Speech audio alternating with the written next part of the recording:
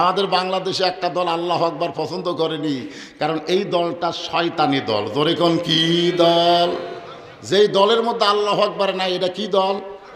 কথা কন না কেন? আগামী নির্বাচনে দেখবেন বাংলার জমিনে যেই দলে আল্লাহ আকবার স্লোগান থাকে না, ওই দলে মুসলমান কোনোদিন ভোট দিতে পারে না। জোরে কোন কথা ঠিক? হ্যাঁ, বোঝা লাগবে তো। আপনি কাক সিল মারতেছেন, এই ভোট হিসাব নেওয়া হবে। ইন্নাল্লাহা ইয়ামুরুকুম আন তুআদ্দুল আমানাতি ইলা আহলিহা ওয়া ইযা হাকামতুম বাইনান নাস আন তাহকুমু বিল আদল। একটু মনোযোগ দিয়ে শুনবেন। আব্দুল্লাহ বলতেছে, দুনিয়ার সবাই যখন ঘুমিয়ে গেছে, তখন আমার বাবা চুপি চুপি আমার ঘরের দরজা এসে ডাকতেছে, আব্দুল্লাহ আব্দুল্লাহ। আমি দরজা খুলে দেখি বাবার হাতে একটা পাঞ্জাবি। আমি খুশি হয়ে বললাম, বাবা বাইতুল মাল থেকে আমার একটা পাঞ্জাবি দিছে, এই গভীর রাত্রে আপনি আর একটা দিবে রাইছেন? আসলে নেতার বেটা হওয়ার মধ্যে লাভ আছে, একটা পাশি আর একটা দিবে রাইছেন। ওমর ফারুক বলেন, আব্দুল্লাহ এইরকম সাহস তোমার কোত্থেকে হয় যে একটা পাঞ্জাবি পাইছো আমি আর একটা দিবে রাইছি? বাজান, যে পাঞ্জাবি নিয়ে তোমার সামনে দাঁড়াইছি এইটা আমার ভাগে পড়ছে। তুমি বলো এই ছোটোখাটো পাঞ্জাবি পরে আগামীকাল খুতবা দেওয়া যায়? আমি একটা ইমাম মানুষ। তা আব্দুল্লাহ বলতেছে, আমারে কি বলেন? বলে তোমার পাঞ্জাবিটা আমাকে একটু দান করে দাও বাবা। আব্দুল্লাহ বলে, গভীর রাত্রে আমার পাঞ্জাবি আমার বাবাকে দান করে দিলাম। বাবার পাঞ্জাবি আমার পাঞ্জাবি একত্র করে বাবা লম্বা জুব্বা বানায় খুতবা দেয়। এখন বলো বাবার খুতবা শোনা যায় কি না যায়? সমস্ত সাহাবীরা চিল্লায় বলে, আল্লাহর কোরআন যখন দুনিয়াতে চালু হবে, আল্লাহর কোরআন অনুযায়ী যখন মুসলমান চলবে, এমন ভালো মানুষকে নেতা হিসাবে দেখা যাবে। এখন আপনারা বলেন, এই কোরআন অনুযায়ী যদি আমরা চলার চিন্তা করি, তাহলে নেতা ভালো হবে না খারাপ হবে? আরো জোরে বলেন। নেতা শুধু ভালো হবে না, কোরআন যখন বাংলাদেশে চালু হবে তখন কর্মীরাও ভালো হবে। কর্মী আগে, কর্মী তারপরে তো নেতা। আপনারা বলেন তো, বাংলাদেশের প্রায় 64 জেলায় নেতা নির্বাচন হলো গত মাসে। 64 জেলায় একটা নেতাও কিন্তু দায়িত্ব নেওয়ার সময় হাসি মুখে নেয় নাই, সবাই কান্দা কান্দা দায়িত্ব নিয়েছে। কারণ তারা জানে নেতার কোনো অহংকার চলবে না, নেতার উপরে বিশাল দায়িত্ব, এটা পালন করা লাগবে। জোরে কোন কথা ঠিক কিনা? আজকে এমপি হলে মন্ত্রী হলে ওরে মোশান ভাই, কিন্তু আল্লাহর কোরআনে যখন রাষ্ট্র চলবে, তখন একজন কর্মীর চরিত্র কেমন হবে? অর্ধ পৃথিবীর খলিফা হযরত ওমর ছদ্মবেশে মদিনার অলি গলি ঘুরতেছে কোরআনের একটা কর্মী দেখার জন্যে। ধরে কোন কি দেখার জন্যে? হঠাৎ হযরত ওমর দেখতে পায় দুই পাহাড়ের মাঝখানে একটা ফাঁকা জায়গায় একটা রাখাল উট আর দুম্বা চড়ায়। ওমর ফারুক কোরআনের কর্মী যাচাই করার জন্য রাখালকে সালাম দিলেন, ও রাখাল ভাই, আমার পেটে ক্ষুধা লাগছে, আমি উটের এক পেয়ালা দুধ চাই। রাখাল মুচকি মুচকি হাসে। ওমর ফারুক বলে, তোমারে সালাম দিলাম, উটের এক পেয়ালা দুধ চাইলাম, তুমি কিছু না বলে হাসো কেন? রাখাল বলতেছে, পথিক আগে তোমার পরিচয় দাও। ওমর ফারুক চিন্তায় পড়ে গেলেন, আমি ছদ্মবেশ ধারণ করেছি কোরআনের কর্মী দেখার জন্যে, এখন যদি আমার পরিচয় দেই তাহলে গুমর ফাঁস হয়ে যায়। এমন সময় আল্লাহর কোরআন বলে, ওমর রাখাল যখন তোমার পরিচয় চাইছে, তুমি আসল পরিচয় দাও। তোমার আসল পরিচয় হলো মিল্লাত আবিকুম ইব্রাহিম হুয়া সাম্মাকুমুল মুসলিমিন। ওমর ফারুক বললেন, রাখাল ভাই, আমার পরিচয় হলো আমি একজন মুসলমান। রাখাল বলতেছে, আসল না নকল? চুম করছে, কি রে, মুসলমান তো মুসলমানই, এর মধ্যে আসল নকল কি? আপনার বলেন তো, মাগরিব এশার নামাজ না পড়ে যারা ওয়াজ শুনতেছে, এরা কি আসল না ভেজাল? কথা কন না কেন? আল্লাযীনা ইম্মাক্কান্নাহুম ফিল আরদ, বাংলার জমিন যখন কোরআন দিয়ে চলবে, আর কোন নেতা যখন চেয়ারে বসবে, তার 1 নম্বর দায়িত্ব হলো পদ্মা সেতু নির্মাণ না, 1 নম্বর দায়িত্ব হলো নামাজ কায়েম করা। জোরে কোন কথা ঠিক কিনা? আজকে আমরা মুসলমান দাবি করি কিন্তু নামাজ পড়ি না, অথচ রাসূল বলেছে লা সালাত আলা ঈমানা, যার নামাজ নাই তার ঈমানই নেই। আচ্ছা, ঈমান যদি না থাকে সে মুসলমান হবার পারে? লা সালাত আলা দীনা, যার নামাজ নাই তার কোনো ধর্ম নাই। রাখাল বলে পথিক, তুমি যে মুসলমান দাবি করলা, তুমি আসল না নকল? ওমর ফারুক বলে, রাখাল রে, মুসলমান মুসলমান, এর মধ্যে ওর আসল নকল কি? রাখাল বলতেছে, আসল মুসলমান যারা হবে তারা চাওয়ার ব্যাপারে সতর্ক থাকবে। আসল মুসলমান জাত তার কাছে চাবে, দরকার হলে ফাঁসির মঞ্চে যাবে, কিন্তু রাষ্ট্রপতির কাছে বাঁচার দরখাস্ত। এরকম আসল মুসলমান আপনারা দেখেননি? কথা বলেন, দেখেননি? আসল মুসলমান হলো আবু সাইদ।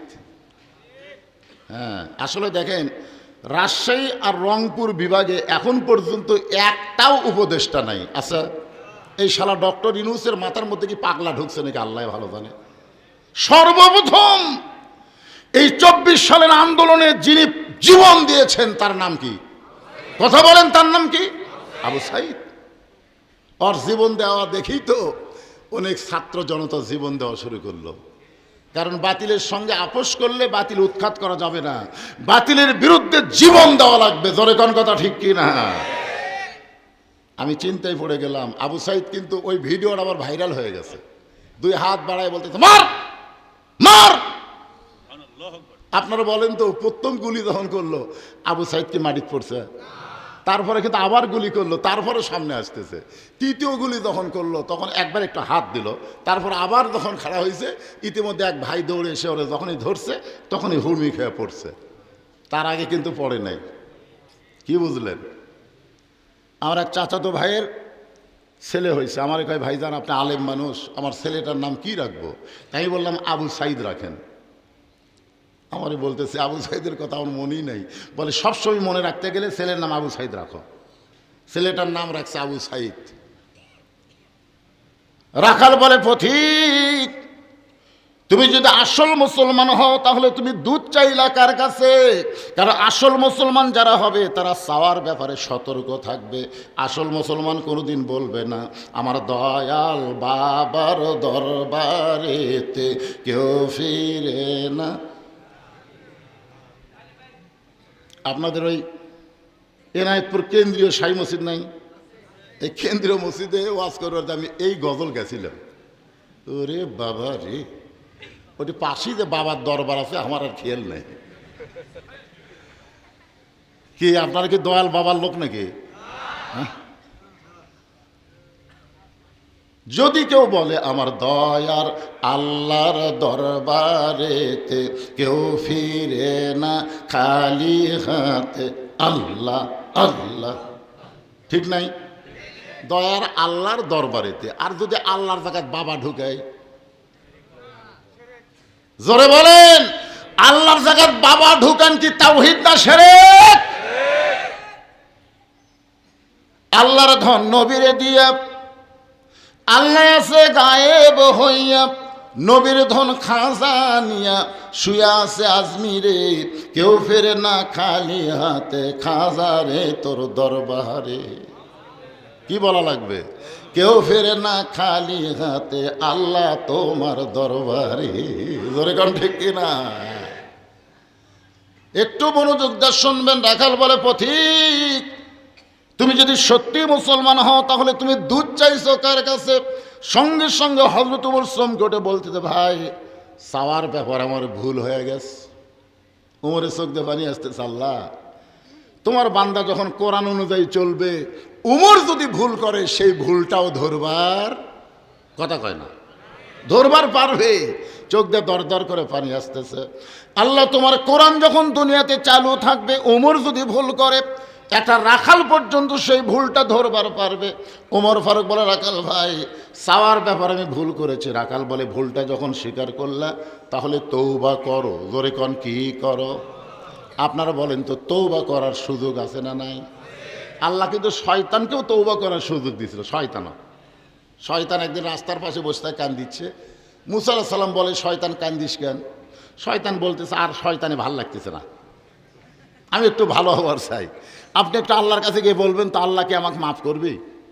মুসা আলাইহিস সালাম আল্লাহ বলতেছে, আল্লাহ শয়তান যে হারে কান্দিছে ওই ভালো হবার চাই, তোর ভালো হওয়ার রাস্তা কি? আল্লাহ বলতেছে শয়তান তৌবা করুক। তো মুসা আলাইহিস সালাম বলে, কি কয়ে শয়তান তৌবা করবি? বলে, তৌবা কিছু করা লাগবে না, ওই যে আরাফার ময়দানে আদমের কবর আছে, ওই কবরত খালি একটা সেজদা দেখ। কারণ সেজদা না দেওয়ার কারণে তো শয়তান হচ্ছে, ধরে কোন কথা ঠিক কি না? তো আদম না হয় আর দুনিয়াতে নেই, কিন্তু কবরটা তো আছে। ওই কবরে খালি শয়তান সেজদা দিলি আর তওবা কবুল। মুসা সালাম বলতে, শয়তান তোর ভাগ্য খুলিছে রে, আর কান্দা লাগবি না, তোর তওবা আল্লাহ কবুল করছে। শয়তান বলতেছে কত বছর সেজদাত থাকা লাগবি? মুসা বলে সেজদাত কত বছর লয়, খালি একবার মারবা। ও যে আদমের খবর, খালি একবার যে একটা সেজদা কর, আল্লাহ তোকে মাফ করে দিবি। শয়তান বলতেছে বাঁচা থাকতে সেজদা দেইনি, আর মরার পরে দেবো? আল্লাহ কয় তো তওবা কবুল হলো না। আমরা যারা এখানে বসে আছি, মাগরিব এশার নামাজ পড়ি নাই, নিয়ত যদি করি ফজর থেকে একটা ওয়াক্ত নামাজ বাদ দেব না, আল্লাহ কয় যত নামাজ না পড়ার পাপ হয়েছে নিয়ত করার সঙ্গে সঙ্গে আমি আল্লাহ মাফ করে দিলাম। এই জন্যে আমাদের ফিরে আসার দরকার আছে না নাই? এতদিন বামপন্থী দল করছি, এখন থেকে ডানপন্থী করব। এতদিন শয়তানের দল করছি, এখন থেকে কোরআনের দল করব। জোরে কোন কথা ঠিক কথা বলেন? তাহলে ফিরে আসার দরকার আছে না নাই? আল্লাহ একটু খেয়াল করে শুনবেন। উমর ফারুক বলে, রাখাল আমি তওবা করতেছি। রাখাল বলে, তুমি মূর্খ মানুষ, তুমি তওবা কেমনে করবা?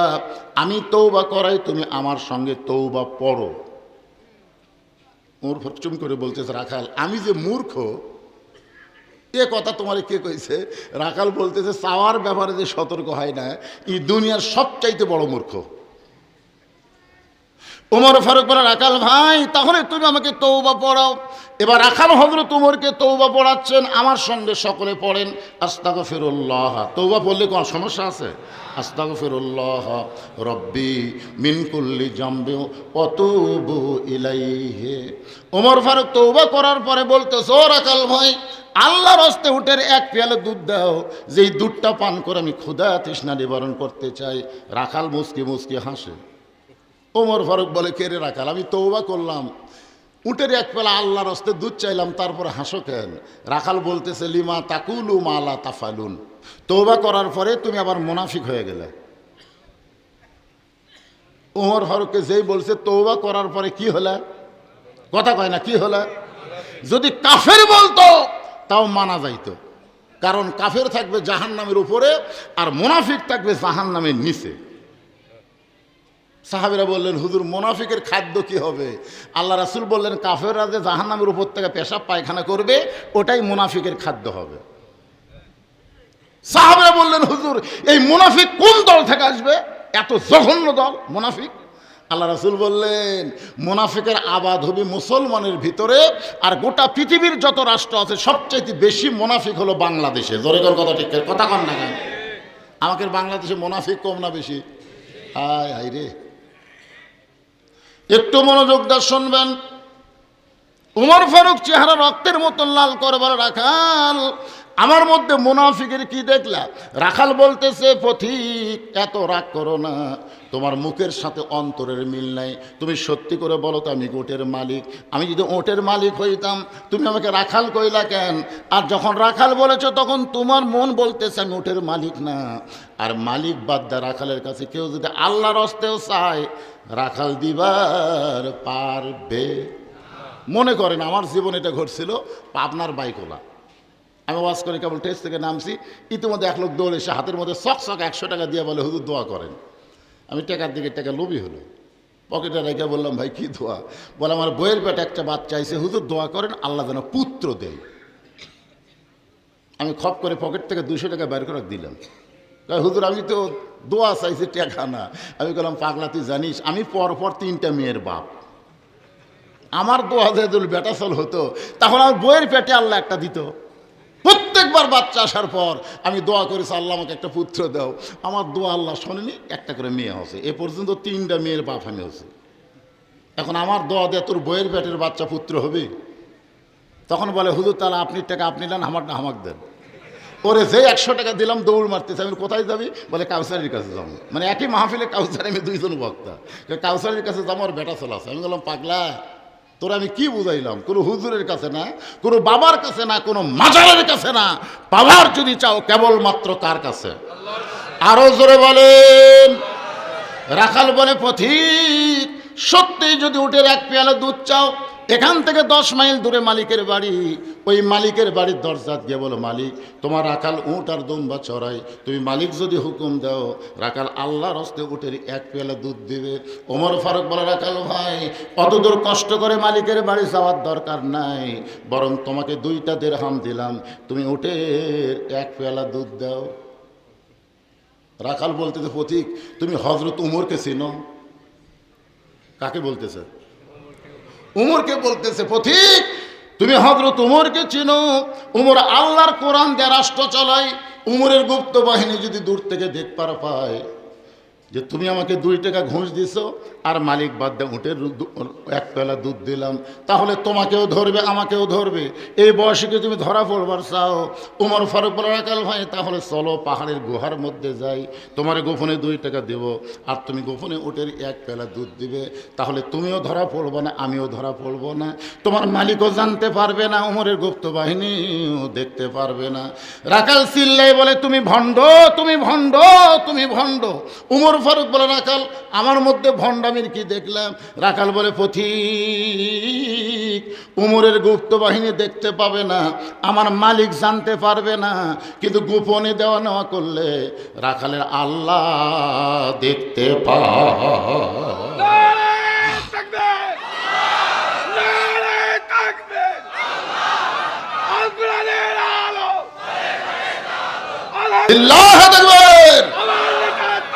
আপনারা বলেন, বর্তমানে বাংলাদেশে প্রত্যেকটা ছেলেরা যদি এই বিশ্বাস করত কেউ না দেখলো আল্লাহ দেখতেছে, তাহলে মোবাইলের খারাপ ভিডিও দেখতে পারতো? এরা দরজা জানলা মনে করে বন্ধ করে কি মনে করে? কেউ চেতন নাই রে, সবাই যখন ঘুমায় গেছে এই সুযোগ একটু কি তোমার 2 কান্দে 2 মোহরি আছে না নাই? তোমার 2 কান্দে 2 মোহরি লিখিতেছেন ডায়েরি, দলিল দেখে রায় দিবে, টাকা পয়সার নাই কারবার। আলহামদুলিল্লাহ, জোরে বলেন আছে না নাই? যেই বলছে রাখাল কেউ না দেখলো আল্লাহ দেখবে, সঙ্গে সঙ্গে হলতুমর মারছে দৌড়।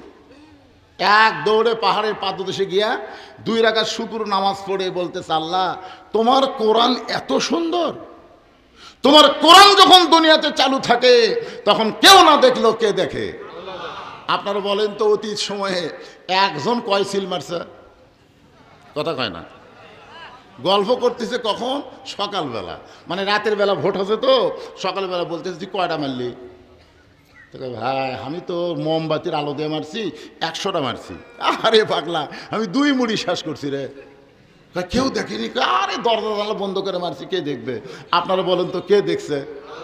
আরো জোরে। ওমর ফারুক বলতেছে, আল্লাহ তোমার কোরআন এত সুন্দর, আমি রাখালকে না দেখলে তোমার কোরআন বুঝতে পারতাম না। আমি রাখালকে দেখি না আল্লাহ, রাখালের ভিতরে তোমার কোরআন দেখতে পাই। রাখাল কাছে এসে বলতেছে, পথিক যতই কান্দো উটের দুধ দিবার পারলাম না।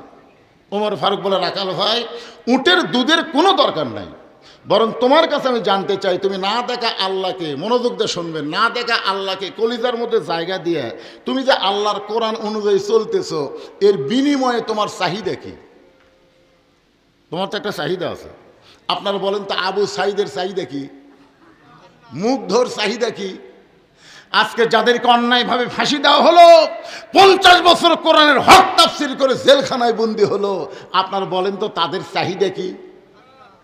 এই বাংলাদেশে অনেক ছাত্ররা পঙ্গু আছে, অনেকের হাত আছে, পাও নাই, চোখ আছে, কান নাই, এরকম আছে না নাই? যেরকম এদের চাহিদা কি? আপনারা যারা ইসলামে আন্দোলন করেন, বাংলাদেশে যারা সুন্দর আমল করতে চান, আইয়ুকুম আহসানু আমালা, সুন্দর আমল যারা করতে চান, এই আমল করতে গেলে বাতিলের বিরুদ্ধে আমাদের জীবন দেওয়াও লাগতে পারে। জোরে কোন কথা ঠিক না? এর বিনিময়ে আপনার চাহিদা কি? একটা চাহিদা তো আছে না নাই? ওমর ফারুক বলে, রাখাল তুমি যে আল্লাহর কোরআন অনুযায়ী চলতেছো, কেউ না দেখলেও তোমাকে আল্লাহ দেখবে, এই বিশ্বাস কলিজায় নিয়ে তোমার চাহিদা কি? তোমার তো ভালো একটা বাড়িও নাই, ভালো একটা চাকরিও নাই, রোদে পুড়ে পুড়ে উট দুম্বা চড়াও, এর বিনিময়ে তুমি কোরআন অনুযায়ী চলতেছো, তোমার চাহিদা কি জানতে চাই। সঙ্গে সঙ্গে রাখাল বলে, পথিক আমার চাহিদা যদি জানতে চাও তাহলে শোনো, আমার চাহিদা হলো রব্বানা, সকলে পড়েন, রব্বানা আতিনা ফিদ দুনিয়া হাসানাতাও ওয়া ফিল আখিরাতি হাসানা ওয়া কিনা আযাবান্নার। ওমর ফারুক বলতেছে, রাখাল ভাই, আমি তোমার কাছে চাহিদার কথা শুনতে চাইলাম, আর তুমি আল্লাহর কোরআন তেলাওয়াত করলে। রাখাল বলে, পথিক তুমি আসলেই মূর্খ। ওমর ফারুককে কি বলতেছে, তুমি আসলেই মূর্খ। আমি কোরআনের আয়াত দিয়ে দুটা চাহিদার কথা বললাম। এক নম্বর চাহিদা হলো দুনিয়ার সৌন্দর্য, দুই নম্বর চাহিদা হলো আখিরাতের সৌন্দর্য। দুনিয়ার সৌন্দর্য হলো মহামানব হযরত উমরকে আমি এক নজর দেখতে চাই, যে উমর আল্লাহর কোরআন অনুযায়ী রাষ্ট্র চালানোর কারণে আমার মতন রাখাল না দেখা আল্লাহকে কলিজার মধ্যে জায়গা দেবার পারছি। সেই হযরত উমরকে খালি একটা বার, জোরে বলেন কয়বার, একটা বার যদি দেখতে পারতাম, দুনিয়ার চাহিদা আল্লাহ আমার পুরা করতো। আপনারা বলেন তো, ভালো নেতা দেখার আশা করার দরকার আছে না নাই? আপনারা কি বাংলার মানুষ ভালো নেতা দেখ পারছেন না হাসিনার মতোই দেখ পারছেন? একটু মনোযোগ দিয়ে শুনবেন। রাখাল বলে, পথিক আমার এক নম্বর চাহিদা হযরত উমরকে এক নজর দেখা, যে উমর আল্লাহর কোরআন দিয়ে রাষ্ট্র চালানোর কারণে আমার মতন রাখাল না দেখা আল্লাহকে কলিজার মধ্যে জায়গা দিবার পারছি। উমরকে যদি একটা বার দেখতে পাইতাম, আমার জীবনের আশা আল্লাহ পুরা করত। আমার দুই নম্বর চাহিদা হলো, আমি রাখাল যখন মরে যাব, অধম রাখালকে আল্লাহ যেন জান্নাত দেয়। সঙ্গে সঙ্গে হয়তো উমর দৌড়ে গিয়া রাখালের হাতটা এরকম খস করে ধরে 3টা চুমা খাচ্ছে। কয়টা? রাখাল কয়, তুমি পাগল নাকি? আমার ঘামা হাতে 3বার চুমা খেলায়। উমর ফারুক বলে, রাখাল তোমার 2 নম্বর চাহিদা আল্লাহ পুরা করছে, মরার সঙ্গে সঙ্গে আল্লাহ তোমাকে জান্নাত দিবে। আপনারা সুবহানাল্লাহ করলেন, কিন্তু রাখাল সুবহানাল্লাহ কয় না। উমর ফারুক বলতে, রাখাল মরার সঙ্গে সঙ্গে আল্লাহ তোমাকে জান্নাত দেবে। রাখাল কিছুই কয় না। উমর কয়, কে রে সুবহানাল্লাহ করলে কি হয়? রাখাল মুসকে মুসকে হাসে আর কয়, মরার পরে জান্নাত। ভালোই কইলে, মরার পরে জান্নাত পাবো, এই বাকি কথা ভালোই কইলে, কিন্তু জীবিত অবস্থায় উমরকে দেখতে পাবো, এই নগদ কথা বলতে তোমার কোন জায়গাত বাজে? সারা জীবন খালি বাকি, নামাজ পড়লে জান্নাত, রোজা করলে জান্নাত, দান করলে জান্নাত, এই বাকির ওয়াজ বহু শুনছি। জোরে কোন কথা ঠিক কিনা? টাকা দিল 10, ব্যস্ত ফসা ফস, টাকা দিল 20, ব্যস্ত দিয়ে দিস। হায় হায়, মরে গেলে জান্নাত পাবো, ভালোই কইলে, কিন্তু হযরত উমরকে এক নজর দেখতে পাবো, এই নগদ কথা বলতে তোমার কোন জায়গায় বাজে? উমর ফারুক চিন্তায় পড়ে গেল, যে রাখাল আমাকে তওবা পড়াইছে, যে রাখাল আমাকে মুনাফিক কইছে, যে রাখাল আমাকে ভণ্ড কইছে। কয়টা কথা কইছে? কি পড়াছে? তওবা পড়াছে, মুনাফিক কছে, ভণ্ড কছে। এখন যদি উমর ফারুক বলে আমি উমর, বলাও সারা, রাখাল হাত ফেল করে মরাও সারা। চিন্তা করে দেখছেন কি পড়াছে? তওবা পড়াছে, মুনাফিক কছে, ভণ্ড কছে। এখন যদি হযরত উমর বলে আমি উমর, বলাও সারা, রাখাল হাত ফেল করে মরাও সারা, উমর ফারুক চিন্তায় পড়ে গেলেন কি করব। এমন সময় আল্লাহর কোরআন এসে বলতেছে, ওমর ডাইরেক্ট যদি বলবার না পারো তাহলে হিকমত অবলম্বন করো। উদউ ইলা সাবিলি রাব্বিকা বিল হিকমাহ। তুমি যে ওমর, এইটা ডাইরেক্ট, বরং হিকমত করে বলো। উমর ফারুক বলে, রাখাল ভাই সত্যিই যদি উমরকে দেখতে চাও তাহলে ফজরের নামাজ তোমাকে সামনে কাতারে আদায় করা লাগবে। সামনে কাতারে যদি ফজরের নামাজ পড়তে পারো, মেহরাবের দিকে লক্ষ্য করে দেখবে যেই মানুষটা ইমামতি করতেছে সেই মানুষটিই হলেন হযরত উমর। আপনার সুবহানাল্লাহ কন না কেন? আপনাকে এলাকার যারা ভোট পাবে তাদের মধ্যে কোন নেতা মুসল্লি হয় না ইমাম হয়, এটা আপনাকে দেখা দরকার। জোরে কোন কথা ঠিক না? আমার এলাকার 3 জন মুসল্লি, একটা হুজুর নাই। 3টা মুসল্লি মসজিদে, হুজুর নাই। আল্লাহর কে কাম হুজুর আসেনি। ওরা খালি বারবার ঘড়ি দেখতেছে। ইতিমধ্যে আমি মসজিদে ঢুকবার যাই, ওদের বারবার তাকাতাকি দেখে আমি ঢুকলাম না, দরজার পাশে লুকে থাকলাম, দেখে এরা কী করে। যখন নামাজের সময় 1 মিনিট পার হয়ে গেছে, তখন একজন বলতেছে, ভাইরে আমি তো আওয়ামী লীগ করি। কে তুই কি করিস? কারণ বিএমপি। তুই কে? আমি জামাত। সামনে যা, সামনে যা। যে বলছে জামাত, কে সামনে যা। তখন বলতেছে, না ভাই আপনি হলেন সরকারি দল, আপনি সামনে যান। আওয়ামী লীগ বলে, পাগলা পড়ে পারি রে, পড়াবার পারি না রে, পড়ে পারি কিন্তু পড়াবার পারি না। বিএমপি বলে ভাই আপনি সামনে যান, আকামত দিবার পারি ভাই, সামনে যাওয়ার ক্ষমতা আমার নাই। তাহলে এখন কে সামনে যাবি? বলে তুমি যাও, জামাত ইসলাম করে যুদ্ধ। ভাই পাগলা, মসজিদের মধ্যে জামাত বিএমপি আওয়ামী লীগ নাই, মসজিদের মধ্যে আমরা তিনজন ভাই ভাই, সুবহানাল্লাহ, খেলাত পড়ে ভাই, তাই না? একটু চিন্তা করে দেখেন, ওমর ফারুক বললেন রাখাল সত্যি যদি ওমরকে দেখবার চাও তাহলে ফজরের নামাজ সামনে কাতার আদায় করবে, যেই মানুষটা মেহরাবে ইমামতি করবে সেই মানুষটি হলেন হযরত ওমর। রাখাল ফোঁপায় ফোঁপায় কান্দে। ওমর ফারুক বলে কান্দো কেন? বলে কান্দার কারণ হলো আমি বারান্দাত নামাজ পড়ি, আমি মসজিদের ভিতরে কোনোদিন ঢুকি নাই। ওমর ফারুক বললেন না ঢোকার কারণ, তুমি জানো না মসজিদের মধ্যে দামি দামি সাহাবী নামাজ পড়ে, কেন দামি দামি সাহাবীর মধ্যে রাখাল যাওয়ার পারি? ওমর ফারুক বলতেছে মসজিদের ভিতরে দামি আর তুমি কম দামি, এইটা তোমার শিখালো কে? আল্লাহর কোরআন বলতেছে ইন্না আকরামাকুম ইনদাল্লাহি আতকাকুম, ওই ব্যক্তির সবচাইতে দামি হয় যার কলিজার মধ্যে আল্লাহর বেশি ভয়। তাহলে তুমি কম দামি ভিতরে দামি, এই উল্টা বুঝ তোমার কে দিল? উমরকে যদি দেখবার চাও তাহলে সামনে কাতার ধরা লাগবে। এখন কি কও? রাখাল বলতেছে পথিক আজকে এশার নামাজ পড়ার পরে আমি আর বাড়িতে যাব না। ওমর ফারুক বললেন রাখাল ভাই এশার নামাজ পড়ে বাড়ির যাব না কেন? রাখাল বলতে এশা পড়ে যদি বাড়ির যায় ফজরের নামাজ সামনে কাতার যদি না পাই। ওমর ফারুক বললেন তাহলে কি করবা? রাখাল বলতেছে এশা পড়েই তখন থেকে ফজরের সামনে কাতার ধরার চেষ্টা করব। ওমর ফারুক বললেন রাখাল তুমি বলো তো 5 ওয়াক্ত নামাজে 3 ওয়াক্ত তাড়াতাড়ি, আসর মাগরিব এশা তাড়াতাড়ি না? আসর শেষ হতে মাগরিব, মাগরিব শেষ না হতে এশা, আর 2 ওয়াক্ত লম্বা কেন? রাখাল বলতেছে নামাজ তো পড়ি ভাই রে, কিন্তু লম্বা খাটো। ওমর ফারুক বললেন শোনো,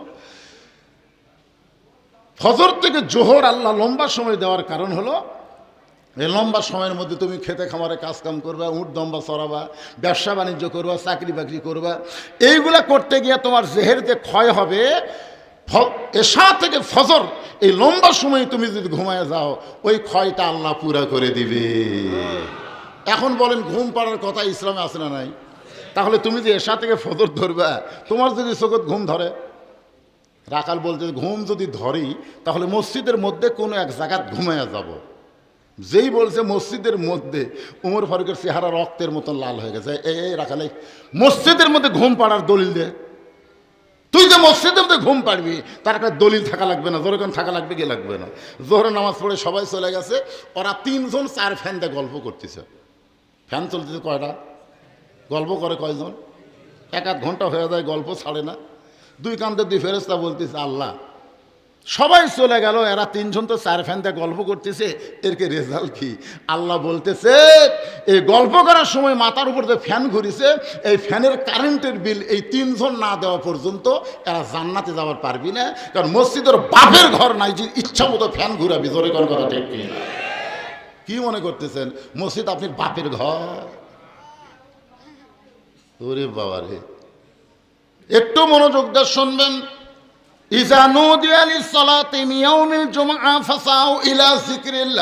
আজান দেওয়ার সঙ্গে সঙ্গে জুমাতে হাজির দেওয়া যখন আল্লাহর নির্দেশ, তেমন আল্লাহ বলেছেন ফাইজা কুদিয়াতিস সালাতু ফান্তাশিরু ফিল আরদ, নামাজ হয়ে গেলে জমিনে ছড়ায় পড়ো। হুকুম কার? আরো জোরে বলেন হুকুম কার? বরং আজানের গুরুত্ব দিবা। 5 ওয়াক্ত নামাজের মধ্যে সবচাইতে গুরুত্বপূর্ণ নামাজের আজান কোনটা? আপনারা নামাজ পড়েন না নাকি? ফজর নামাজ পড়েন না? আর সালাতু খায়রুম মিনান নাওম কোন নামাজ আছে আজানে? আজানের গুরুত্ব দিও। এতদিন রাখাল নামাজ পড়েছে বারান্দায়, কিন্তু আজকে নামাজ পড়বে সামনে কাতারে। যেই মাত্র ফজরের আজান সঙ্গে সঙ্গে রাখাল মারছে দৌড়। বারান্দায় গিয়ে বলতেছে ও বারান্দা ভাই রাগ করিস না রে, আজকের দিন খালি সামনে যাবো, নেতা দেখলেই কলিজা শান্তি হবে। এখন মসজিদের মধ্যে রাখাল ঢুকতেছে, আপনারা মসজিদের মধ্যে ঢুকতে গেলে ইচ্ছা মতো কিন্তু ঢুকতে পারবেন না। কোন পা আগে দিবেন? জবান খুলে একটা দোয়া পড়া লাগবে। আপনারা দোয়া জানেন? আল্লাহুম্মা ফতাহলি আবওয়াব রাহমাতিক। রাখাল ডান পা দিয়ে দোয়াটা পড়ে সামনে তখন যাওয়ার চায়, প্রত্যেকটা সাহাবী নড়ে সরে রাখালকে যাওয়ার রাস্তা করে দেয়। রাখাল মনে মনে কয়, আল্লাহ রে, বারান্দার থাকে কি ভাবলাম রে, মনে মনে ভাবছিলাম এরা দামি সাহাবী, আজকে ভিতরে ঢুকে দেখতেছে আমিও যা এরাও তাই। আপনার বললেন এরা ভিতরে না ঢুকলে বোঝা যাবে? সারা দিন ফকির বাহির থেকে জানে বাদশাহ শাহজাহান, সারা জীবন ফকির বেড়া থেকে কি জানে? বাদশাহ শাহজাহান। বউ কইছে শুধু বাহিরেই থাকলে একবার ভিতরে ঢুকে দেখেন তো। বউয়ের কথা মতো বাদশাহ শাহজাহান রাজ দরবারে গেছে। মন্ত্রী বলতেছে, ভাই চেহারা তো ফকিরের মতন, কার দরকার? বলে শাহজাহান কোন জায়গায়? মন্ত্রী চুম করছে, কে রে, আমরা সবাই জাহাপনা কই, সম্রাট কই, আর এই বেটাকে শাহজাহান কোন জায়গায়? মনে হয় শাহজাহানের কেউ হবে। ও যে ঘরের যান। ফকির ওই ঘরের কাছে গিয়ে দেখে দরজা বন্ধ, জানালা এক পাল্লা দিয়ে খুলে দেখে একজন মানুষ দুই হাত তুলে কাঁদতেছে আর বলতেছে, ও বাদশাহ, তোমার দরবারে আমি ফকির, দুই চোখের পানি গাল বেয়ে বেয়ে পড়তেছে। ফকির মনে মনে কয়, আল্লাহ গো, এতদিন বাহিরে ছিলাম, বাদশাহ শাহজাহান বিশ্বাস করেছিলাম, আজকে ভিতরে ঢুকে দেখতেছি আমিও যা ইও তাই, আমিও যা আমিও ফকির ইও ফকির, কিসের বাদশা রে? লিয়াবলুয়াকুম আইয়ুকুম আহসানু আমালা, সবচাইতে সুন্দর আমল দুনিয়াতে কোনো বাদশা নাই। তাবারাকাল্লাযী বিয়াদিহিল মুলক, একমাত্র বাদশা হলেন আমাদের আল্লাহ। জোরে কণ্ঠে ফকির তাড়াতাড়ি বার হয়ে যাচ্ছে। আমি তো মানুষের দরজা 2-4 মুঠ ভিক্ষা পাই, ইজিহারে কান্দিছে আর ভাগ্যে ভিক্ষা নেই। বার হওয়ার সময় দারোয়ান বলতেছে, বাবাজি বাদশার সাথে দেখা হচ্ছে। ভিক্ষা না পেলে ফকিরের কি খুশি হয় না রাগ করে? ফকির কয়ে, এই দারোয়ানের বাচ্চা দারোয়ান, এই বাদশা বলে পূজা করতেছিস, নিজের চোখে দেখায় যা। আমি নিজের চোখে দেখে আসলাম, ফকির হয়ে কান দিচ্ছে। দারোয়ানের হলো গুজব লিগ, চামচা লিগ। জোরে কোন কি লিগ? বলে ভিতরে ঢোকার চান্স আছে। সমানে ফকিরকে মারতেছে। ফকির বলে, যতই মারিস আমি দেখা জিনিস মিথ্যা বলতে পারবো না। সুবহানাল্লাহ বলেন না কেন? আল্লাহর কোরআন যখন আপনার নিজের চোখে দেখবেন, এই কোরআনকে যখন বুঝবেন, এই কোরআনকে যখন আমল করতে যাবেন, তখন বাতিলকে পরোয়া করবেন না। কারণ নিজের চোখে দেখা জিনিস, আল্লাহর আইন ছাড়া দুনিয়ার কোনো মানুষের আইন মানা যাবে না। জোরে কোন ঠিক না? নিজের চোখে দেখা। এখন রাখাল যাইতে সামনে কাতারে, মেহরাব বরাবর সামনে কাতারে ফজরের 2 রাকাত সুন্নত আছে না নাই? ফজরের সুন্নতের গুরুত্ব কম না বেশি? কত বেশি! আল্লাহ রাসূল বলেছেন, ফজরের 2 রাকাত সুন্নতের এত গুরুত্ব, আসমান জমিন বিক্রি করলে যেই দাম হবে, এর সাথে বেশি সওয়াব আল্লাহ 2 রাকাত সুন্নতে দিয়ে দিবে। রাখাল 2 রাকাত সুন্নত পড়ে চুপটি করে বসে আছে। এমন সময় এক সাহাবী মসজিদের মধ্যে ঢুকে দেখে জায়গা দখল। সেই সাহাবীর নাম হলো ওসমান গনি। জোরে কোন নাম কি? ওসমান গনি চিন্তা করে, আমার জায়গাত কে বসলো রে? আপনারা বলেন তো, মসজিদে কোনো জায়গা কারো নির্দিষ্ট আছে? একজনের আছে, তিনি হলেন ইমাম। ইমামের জায়গা কিন্তু নির্দিষ্ট। জোরে কোন ঠিক কিনা? কিন্তু ওসমান গনি কেন বলতেছে যে আমার জায়গাতে এটা বসলো কে? এটা বলার পিছনে কারণ হলো, আল্লাহ রাসূল বলেছেন, আমি যখন ইমাম থাকব, আমি বরাবর যিনি পিছনে নামাজ পড়বেন তার নাম হলো আবু বকর। আবু বকর যখন ইমাম হবে, আবু বকর বরাবর যিনি দাঁড়াবে তার নাম হলো উমর। উমর যখন ইমাম হবে, উমর বরাবর যিনি দাঁড়াবে তার নাম হলো ওসমান। ওসমান যখন ইমাম হবে, ওসমান বরাবর যিনি দাঁড়াবে তার নাম হলো আলী। আলী যখন ইমাম হবে, আলী বরাবর, এই বরাবর কয়ে নবী আর কথা কয় না। সাহাবেরা বললেন, হুজুর আলী বরাবর কে দাঁড়াবে? রাসূল বললেন, মা ইয়ান্তিকু আনিল হাওয়া ইন হুয়া ইল্লা ওয়াহুই ইউহা। আমি রাসূল ততক্ষণ বলতে পারি না যতক্ষণ আল্লাহ না বলায়। এ আলী পর্যন্ত হলো খোলাফায়ে, জোরে বলেন, খোলাফায়ে রাশিদিন। তাহলে হযরত উমর যখন ইমামতি করবে, উমর বরাবর পিছনে কে দাঁড়াবে? জোরে বলেন, কে দাঁড়াবে? এটা এসে দেখে জায়গা দখল। নবীর যত সাহাবী ছিল সবচাইতে নরম মানের সাহাবী 2 জন, একটা হলো আবু বকর আর একটা হলো ওসমান। ওসমান গুনে দেখে রাখালের পাশে ফাঁকা জায়গায় 2 রাকাত সুন্নত পড়ে রাখালের দিকে 3 বার তাকাছে। জোরে কোন কয়বার? কোনো দিনও দেখেনি, আজকে প্রথম দেখতেছে। দেখার দরকার আছে না নাই? রাখাল কিন্তু তাকানা খেয়াল করতেছে, মূর্খ মানুষ তো। একবার তাকাছে, দুইবার যে তাকাছে, আরেকটা গল, তিনবার, এই মিয়া বারবার কি দেখো মিয়া। ওসমান করে লাভ দিয়ে উঠছে, লরম মানুষ তো, লাভ দুটো বলতে যে ভাইজান আমি খালি পরপর তিনবার তাকালাম, তুমি এত গরম হলে কেন, তোমার পরিচয় কি? রাখাল বলতেছে আমার পরিচয় হলো আমি একজন রাখাল। যেই কইছে রাখাল, ওসমান গনি মুচকি মুচকি হাসতেছে। মুচকি মুচকি হাসার কারণ হলো রাখাল যারা হবে এদের ভাষা নরম করা যাবে না, রাখালি অবস্থায় তাদের ভাষা গরম থাকতে হবে। ধরে কোন ঠিক না? প্রত্যেকটা অভিভাবককে আল্লাহ তাআলা রাখালের দায়িত্ব দিয়ে দুনিয়াতে প্রেরণ করেছে, প্রত্যেকটা অভিভাবক। এখন অভিভাবক যদি মনে করে হুজুর আমার তো গরু ছাগল নাই, আমি কার রাখালি করব। আপনি চোখ বন্ধ করে দেখেন আছে, আপনি চোখ বন্ধ করে দেখেন আপনার 42 বছরের একটা গাভী আছে, আপনার গাভীর বয়স হলো 42 বছর। ধরে কোন কয় বছর? আপনি চোখ বন্ধ করে দেখেন আপনার একটা আইডিয়া আছে, ওর বয়স হলো 22 বছর, 22 বছরের আইডিয়া। চোখ বন্ধ করে দেখেন আপনার একটা বকনা আছে, বকনা আছে, ওর বয়স হলো 17 বছর। এখন আপনারা চিন্তা করতে হুজুর গাভী কি, আইডিয়া কি, বকনা কি? গাভী হলো আপনার বউ, আইডিয়া হলো আপনার বেটা, আর বকনা হলো আপনার মেয়ে। এই তিনটার উপর আপনার রাখালি করার দায়িত্ব আছে না নাই? জোরে আছে না? কথা বলেন। আপনি এশার নামাজ মসজিদে পড়েন আর আপনার বউ ভারতের চ্যানেল দেখে। আপনি নামাজ পড়ে বাড়ির যা দেখেন, আপনি মুসলমানের বাড়ির থেকে হিন্দু করে পূজার বাদ্য লোলো লোলো করে বাঁচতেছে কেন? আমি মুসলমান, আমার ঘরের ভিতর থেকে হিন্দু করে পূজা কেন? আপনি যাই দেখেন আপনার ম্যাডাম, আপনার গাভী ভারতের স্টার জলসা দেখতেছে। এখন আপনারা বলেন ওই গাভীর উপর আপনার রাখালি করার দায়িত্ব আছে না নাই? এক কথা কোন আছে না নাই? কি দায়িত্ব? কি দায়িত্ব? দেখো কি দেখতেছে স্টার জলসা, তাহলে দেখো তো জি বাংলার খবর কি। রাখালি করার দায়িত্ব হলো হাতে একটা লাঠি লওয়া লাগবে। ধরে কান কি লওয়া লাগবে? বোক মার না দিয়া, বউকে গাভীকে মার না দিয়ে টিভির উপরে একটা বাড়ি বসান লাগবে। এক বাড়ি যদি টিভির দেন ওই ভয় মারি দৌড় জোরহাত করে বলবে আর কোনোদিন দেখবো না। আপনার আড়িয়াটার খবর কি? আড়িয়া আপনি ফজরের নামাজ পড়েন, আড়িয়া ল্যাফের মধ্যে ঘুম পড়ে। ওই আজানের আগে আসলো 3.5 হাত, আজানের আগে কয় হাত? 3.5 হাত। যে ফজরে আজান দিছে ওই আস্তে করে ল্যাপ মাথার উপর দিছে, পাও টেনা ল্যাপের মধ্যে লিছে। আপনি জানলা দিয়ে তাকায় দেখতেছেন মনে হয় চাউলের বস্তা ঠেকা থছে। আপনি আস্তে আস্তে ঢোকেন তো আড়িয়ার খবর, ল্যাপ টানতে দেখবেন ল্যাপের তলে আপনার আড়িয়ার সাইজ আর সকালবেলা সাইড ঠিবে কুত্তের সাইজ, একই সাইজ। কথা কন না কেন? তাহলে আপনার কি রাখালি করা দরকার? আল্লাহ রাসূল বলেছেন 7 বছর থেকে তালিম দাও, 10 বছর থেকে জোর করে নামাজ ধরো।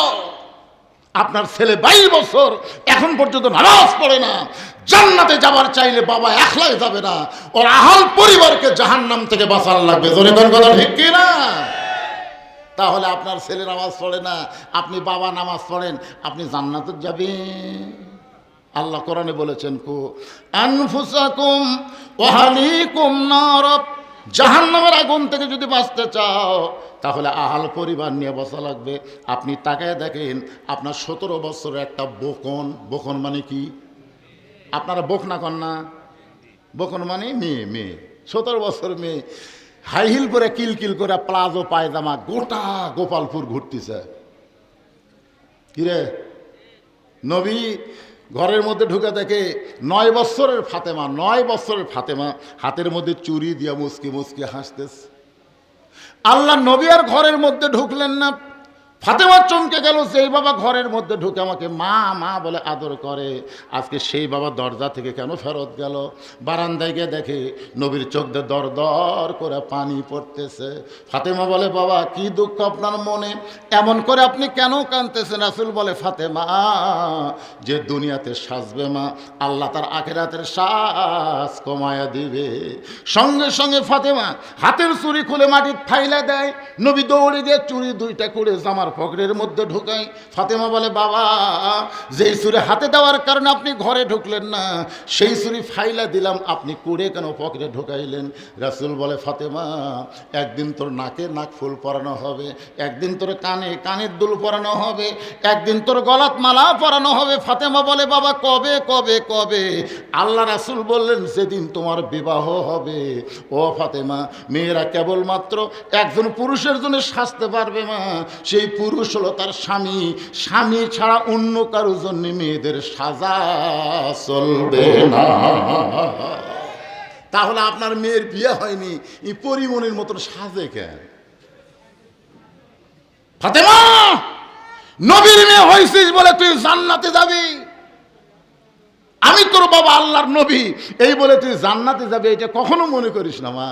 ফাতেমা বললেন, বাবা আমি তো এতদিন তাই মনে করতাম, আমার বাবা বিশ্ব নবী, আমি তার মেয়ে জান্নাতি।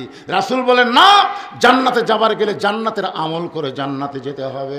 ফাতেমা বললেন, বাবা আমি ফাতেমার জন্য জান্নাতের আমল কি? আল্লাহ রাসূল বললেন, মেয়েদের জন্য জান্নাতের 1 নম্বর আমলের নাম হলো পর্দা। মেয়েদের জন্য জান্নাতে যাওয়ার 1 নম্বর আমলের নাম কি? আচ্ছা, আপনার কি বিরক্ত হচ্ছেন? তে হাঁ হুঁ করেন না কেন রে ভাই? আমি মাইকের সাউন্ডকে আপনার ঠিক মতো বুঝতে পারতেছেন? তাহলে একটু হোঁ হাঁ করেন। আপনাদের এই গোপালপুর, বেলকুচি, এনায়েতপুরে আপনাদের এলাকার মেয়েদের পর্দার খবর কি? হ্যাঁ, কি কয় বলা হয় না। আল্লাহ কোরআনে বলেছেন, অকরনা ফি বুয়ুতিকুন্না ওয়ালা তাবাররাজনা তাবাররুজাল জাহিলিয়াতিল উলা। রে মেয়েরা, তোমরা ঘরের মধ্যে অবস্থান করো, ঘরের বাহির তোমরা হও না। কোনো প্রয়োজনে যদি ঘরের বাহির হও, তাহলে হেজাব নিয়ে, পর্দা নেওয়া হবে। ওই জাহেলি যুগের মেয়েদের মতন সাজুগুজু করে রাস্তায় বের হওয়ার কোনো পারমিশন, মুমিনা নারীর জন্য কোনো পারমিশন নাই। আপনারা বলেন তো, ফাতেমার পর্দা কেমন ছিল? যেদিন গভীর রাত্রে ফাতেমা বিদায় নিবে, তার স্বামীকে 3টা ওসিয়ত করেছে। 1 নম্বর ওসিয়ত হলো, রাতের অন্ধকারে আমাকে দাফন করা লাগবে, দিনের বেলা আমাকে দাফন করবেন, ফাতেমার কবরের খবর মানুষ জানবে, এটাও আমার পর্দার খেলাফ হবে। আমার 2 নম্বর চাহিদা হলো, আমার কোনো জানাজার ব্যবস্থা করবেন না। মেয়ে মানুষ খালি স্বামীর সার্টিফিকেটে জান্নাত পাবে। জোরে কোন কথা ঠিক কিনা? দুনিয়ার মানুষ যদি বলে ফাতেমা ভালো, আর আপনি যদি কোন ফাতেমা ভালো না, আমার 1 পয়সা লাভ হবে না। আর দুনিয়ার সব মানুষ যদি বলে ফাতেমা খারাপ, আর আপনি যদি বলেন আমার বউ ভালো, স্বামীর সার্টিফিকেটে বইয়ের 8টা জান্নাতের দরজা আল্লাহ খুলে দিল। আমার 3 নম্বর ওসিয়ত হলো, আমার লাশটা খাটনিতে তুলবেন না, কারণ ফাতেমার খাটনি কান্দে নেওয়ার মতন 4 জন পুরুষ দুনিয়াতে নেই। আমার বাবা যদি দুনিয়াতে জীবিত থাকতো, মরা মেয়ের লাশের খাটনি বাবা কান্দে নিবার পারত। আমার হাসান হোসেন যদি বড় হইতো, মায়ের খাটনি কান্দে নিবার পারত। আপনি শুধু আমাকে কান্দে করে ওই জান্নাতুল বাকির পূর্ব কোণায় সবুজ রঙের একটা বাতি জ্বলবে, ওই বাতি বরাবর আমাকে দাফন করবে। হযরত আলী গভীর রাত্রে ফাতেমাকে দাফন করার পরে আল্লাহকে বলতেছে, মাবুদ আমার ফাতেমার পর্দাকে কবুল করো। যেই বলেছে কবুল করো, তাকায় দেখে সামনে কয়েকটা পুরাতন কবর দেখা যায়। এইমাত্র ফাতেমাকে কবর দিল, সেই নতুন কবর নাই। আলী গোটা জান্নাতুল বাকি দৌড়ায় আর বলে, ফাতেমার কবর, এখনই কবর দিলাম, সেই কবর কোন জায়গায়? আল্লাহ ডাকতে বলে, আলী রে, ফাতেমা পর্দা নিশি আমি আল্লাহ জহুরা ডিগ্রি দিয়া ফাতেমার কবরটাকে কিয়ামত পর্যন্ত পর্দা করে দিয়েছি। মায়েরা, আমি শুনলাম অনেক মা আপনারা এসেছেন, আপনাদের হাজার ওয়াজের দরকার নাই, শুধুমাত্র পর্দা আমল করেন, পর্দার ভিতরে থাকেন। নামাজ কম পড়লেও আল্লাহ কবুল করবে, রোজা কম করলেও সমস্যা নাই, স্বামীর খেদমত একটু মন তুষ্টি করে করবেন, 8টা জান্নাতের দরজা আল্লাহ খুলে দিবে। জোরে কোন সুবহানাল্লাহ।